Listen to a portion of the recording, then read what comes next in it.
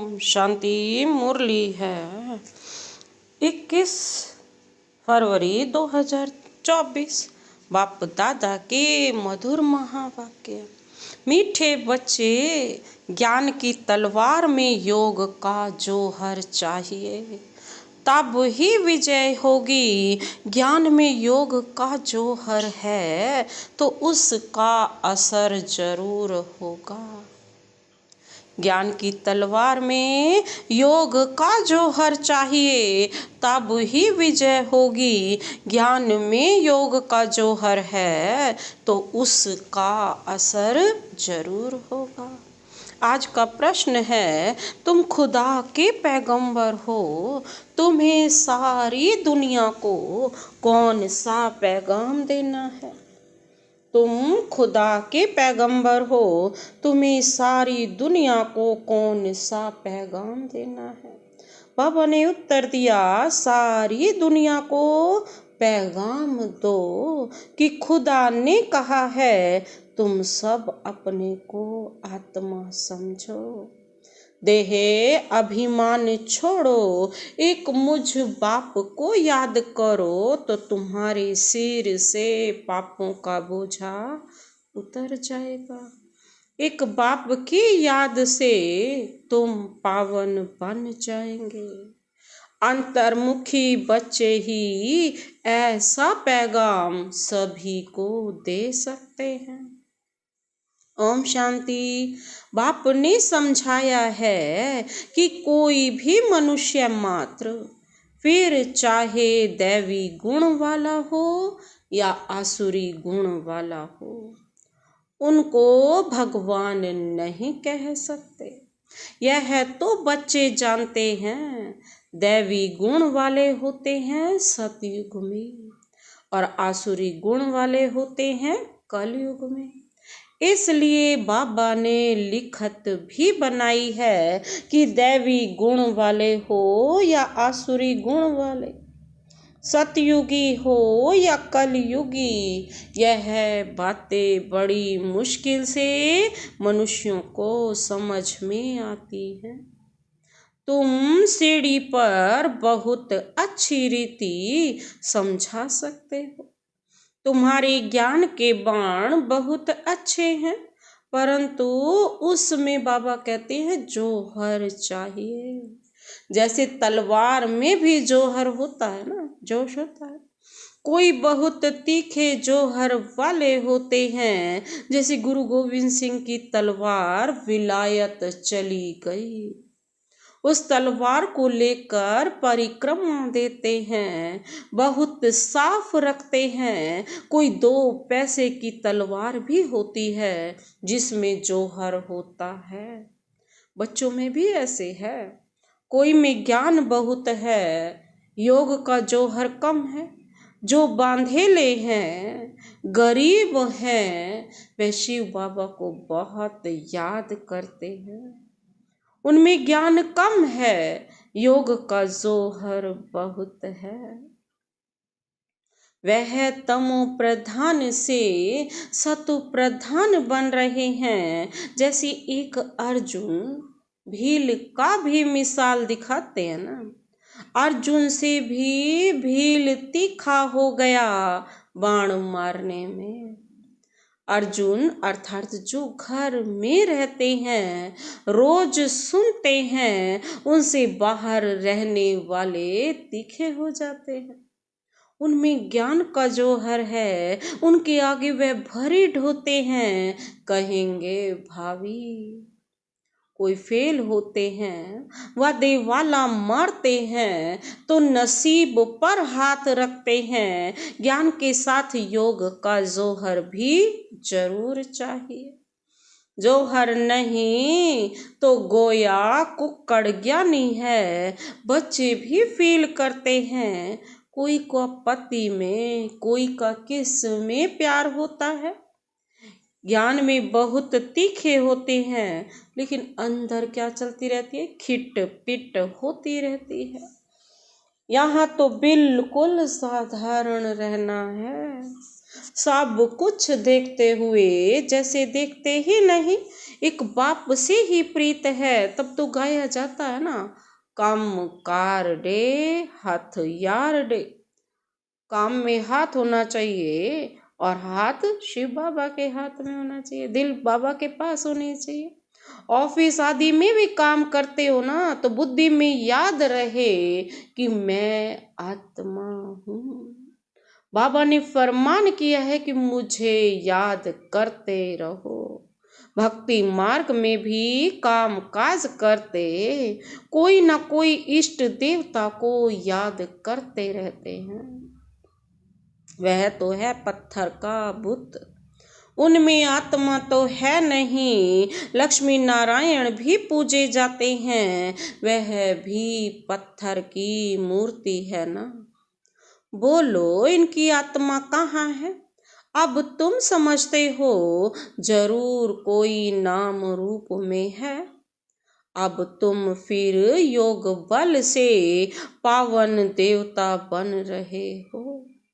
M object भी है। दूसरी बात बाप समझाते हैं, ज्ञान सागर और ज्ञान गंगाएं इस पुरुषोत्तम संगम पर ही होती हैं, संगम युग पर ही होती हैं। बस एक ही समय पर होते हैं। ज्ञान सागर आते ही हैं कल्प से, कल्प के इस पुरुषोत्तम संगम युग पर। ज्ञान सागर है निराकार परम पिता परमात्मा शिव।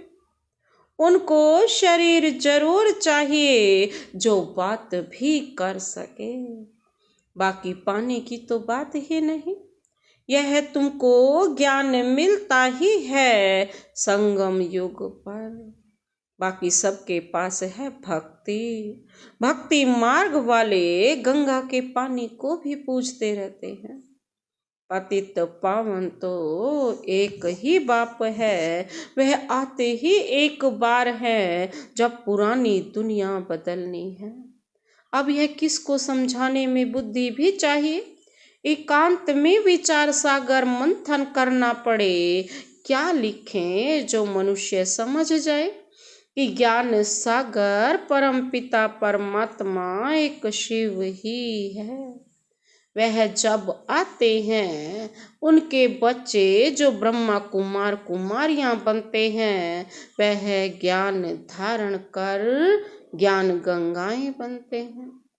अनेक ज्ञान गंगाएं हैं जो ज्ञान सुनाते रहते हैं, वो ही सदगति कर सकते हैं। पानी में स्नान करने से पावन नहीं बन सकते। ज्ञान होता ही है संगम पर। बाबा कहते हैं यह समझाने की युक्ति चाहिए, बड़ा अंतर्मुख चाहिए। शरीर का भान छोड़ अपने को आत्मा समझना है। इस समय कहेंगे हम पुरुषार्थी हैं। याद करते करते जब पाप खत्म होंगे तब लड़ाई शुरू होगी। जब तक सबको पैगाम मिल जाए, पैगाम अथवा मैसेज तो शिव बाबा ही देते हैं। खुदा को पैगंबर कहते हैं ना।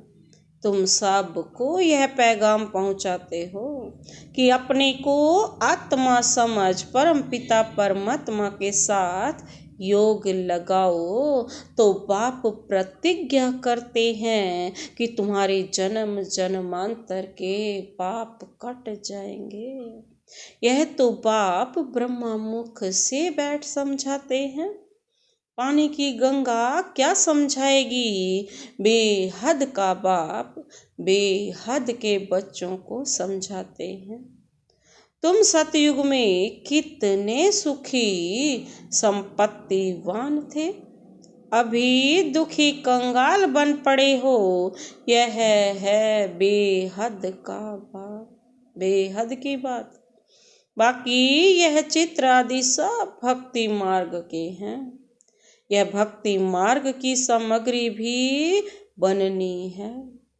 शास्त्र पढ़ना पूजा करना यह भक्ति है ना। मैं थोड़े ही शास्त्र आदि पढ़ाता हूँ, मैं तो तुम पतितों को पावन बनाने के लिए ज्ञान सुनाता हूँ कि अपने को आत्मा समझो। अभी आत्मा और शरीर दोनों ही पतित हैं। अब बाप को याद करो तो तुम यह देवता बन जाएंगे। देह के सर्व पुराने संबंधियों से ममत्व मिट जाए। गाते भी है ना, आप आएंगे तो हम और कोई की नहीं सुनेंगे। एक आप से ही सब संबंध जोड़ेंगे और सब देहधारियों को भूल जाएंगे। अब बाप तुमको अपना वायदा याद कराते हैं। बाप कहते हैं मेरे साथ योग लगाने से ही तुम्हारे विकर्म विनाश होंगे। तुम नई दुनिया के मालिक बन जाएंगे। यह है एम ऑब्जेक्ट।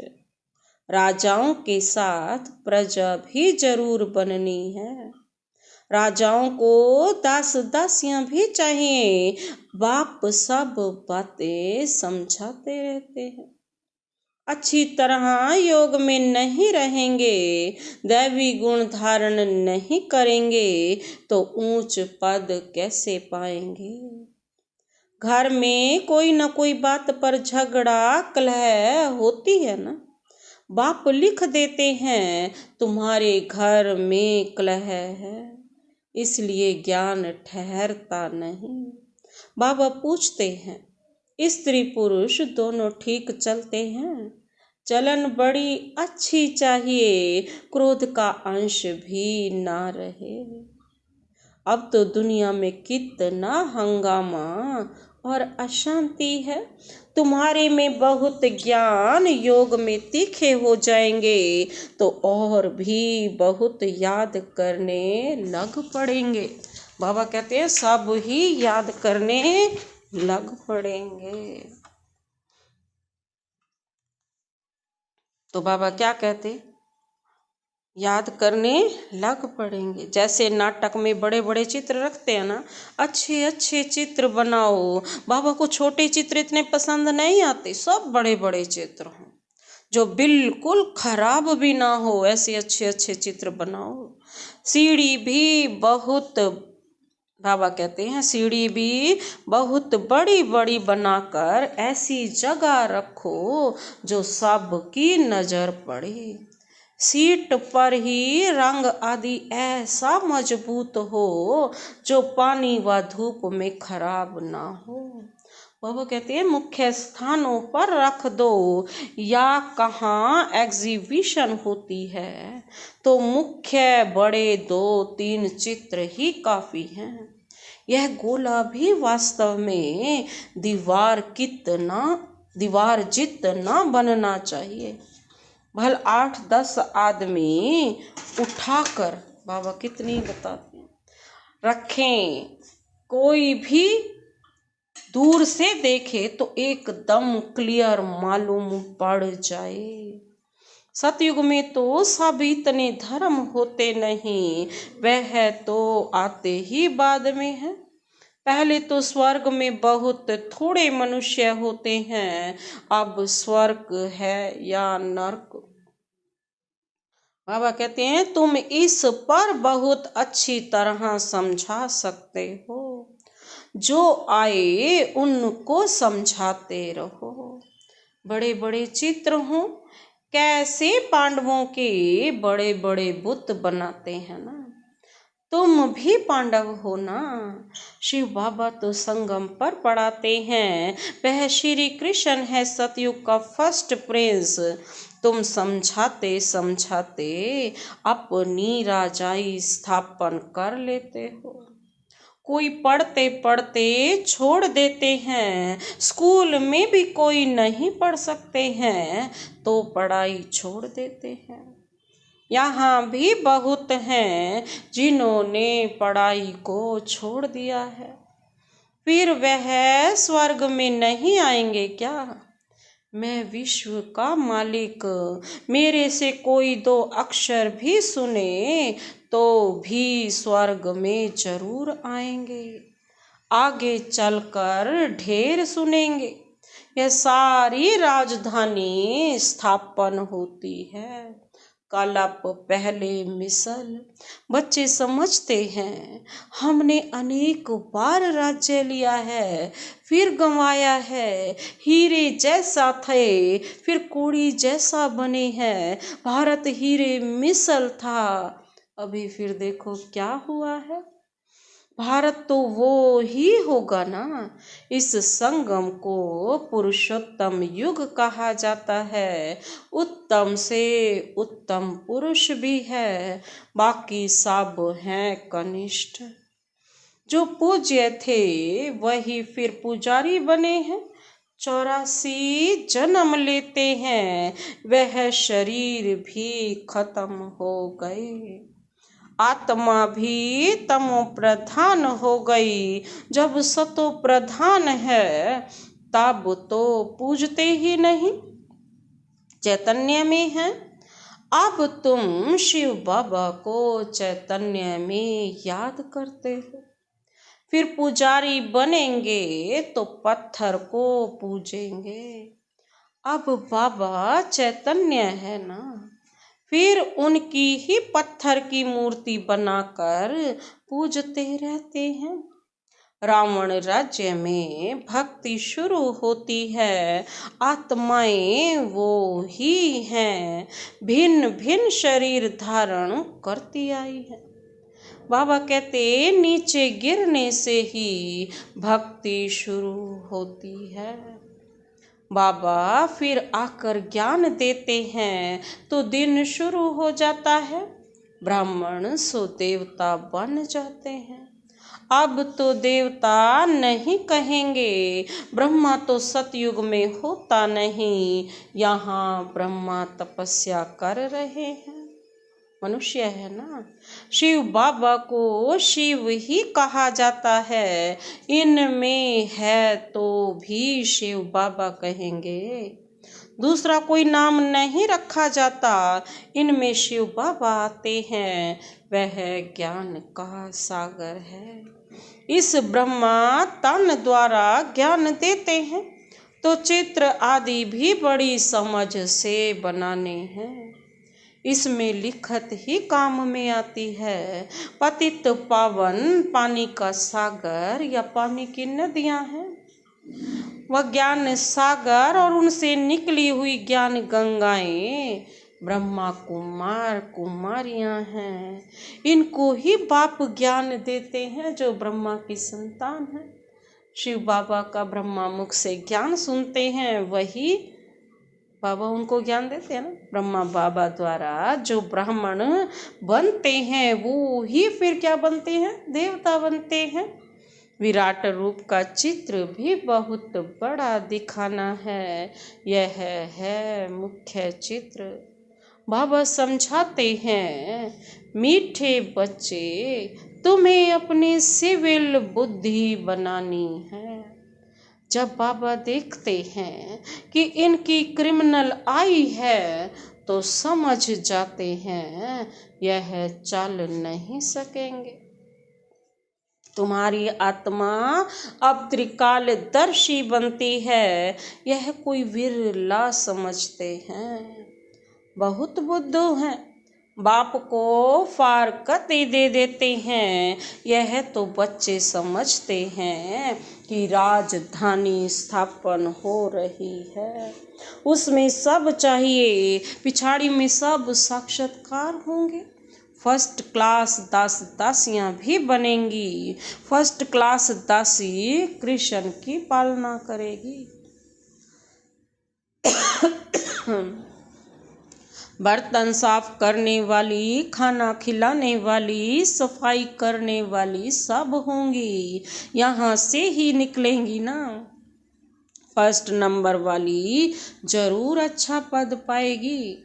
वह भाषना आती है, बाबा को बच्चों से भाषना आती है, यह बात अच्छी मुरली चलाते हैं परंतु योग कम है। कोई स्त्री पुरुष से भी तीखी हो जाती है। एक ज्ञान में है, कहते हैं बाबा दूसरा पहिया ठीक नहीं है। एक दो को सावधान करना है, प्रवृत्ति मार्ग है ना। जोड़ी एक जैसी चाहिए, आप समान बनाना है। पिछाड़ी में तुम दुनिया को ही भूल जाएंगे। समझते हो ना कि हम कौन हैं? हंस हैं। यह बगुला है। किस में कोई अवगुण, किस में कोई चटा भेटी भी चलती है। बाबा कहते बहुत मेहनत है ही बहुत सहज, सेकंड में जीवन मुक्ति। बिगर कौड़ी खर्च ऊंच से ऊंच पद पा सकते हैं सिर्फ एक सेकंड। डिटैच हो जाओ इस दुनिया से, इस शरीर से, सबसे, जितने भी संबंधी हैं सबसे डिटैच हो जाओ तो क्या बन जाओगे? एक बाबा के जीवन मुक्ति के अधिकारी। गरीब जो है वह अच्छी सर्विस करते रहते हैं। यह तो पता है ना कि कौन कौन खाली हाथ आए हैं। बहुत कुछ ले जाने वाले आज हैं नहीं, और गरीब बहुत ऊंच मर्तबा पा रहे हैं। बाबा गरीब निवाज है ना, इसीलिए गरीब बच्चों ही उस वर्षे के अधिकारी बनते हैं। अच्छा, मीठे मीठे सिकिल दे बच्चों प्रति मात पिता बाप दादा का याद प्यार और गुड मॉर्निंग। रूहानी बाप की रूहानी बच्चों को नमस्ते। हम रूहानी बच्चों की रूहानी बाप दादा को नमस्ते नमस्ते नमस्ते। Good morning. शुक्रिया बाबा, शुक्रिया। धारणा के लिए मुख्य सार है, पहला पॉइंट है ज्ञान तलवार में याद का जोहर भरने के लिए कर्म करते अंतर्मुखी बन अभ्यास करना है कि मैं आत्मा हूँ। मुझ आत्मा को बाप का फरमान है कि निरंतर मुझे याद करते रहो। एक बाप से सच्ची प्रीत रखो। देह और देह के संबंधियों से ममत्व निकाल दो। दूसरा पॉइंट है प्रवृत्ति में रहते एक दो को सावधान कर हंस बन ऊंच पद लेना है।